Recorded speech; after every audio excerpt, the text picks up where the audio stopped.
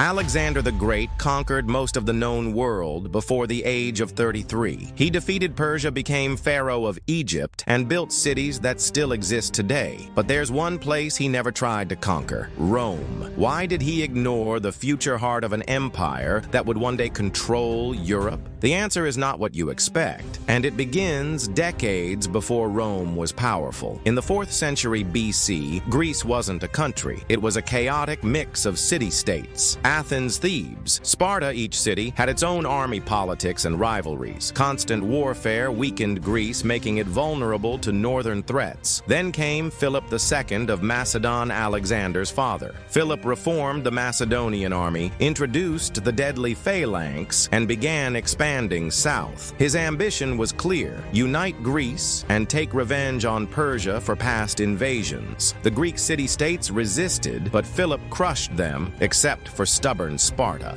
In 336 BC, Philip was assassinated at a wedding, likely due to political conspiracy. His 20-year-old son Alexander took the throne, quickly suppressing rebellion. Many doubted him, but within 2 years, he had full control of Greece. He now had to decide where would he lead his army. The logical choice would be west to Italy or even north. But Alexander made a different decision, one based on loyalty and legacy. At the time, Rome was insignificant, a small republic with limited influence. It controlled only central Italy, had no real wealth, and wasn't seen as a threat. In contrast, Persia was rich, vast, and had a long history of war with Greece. More importantly, Alexander was fulfilling his father's dream to conquer Persia. Abandoning that plan might have shattered the fragile alliance among Greek states. Strategically, Persia offered glory, riches, and revenge. Rome offered none of that. In 334 BC, Alexander crossed into Asia with 40,000 troops. He won the Battle of Granicus, shocking the Persian Empire. Next came the iconic Battle of Issus, where he defeated King Darius III.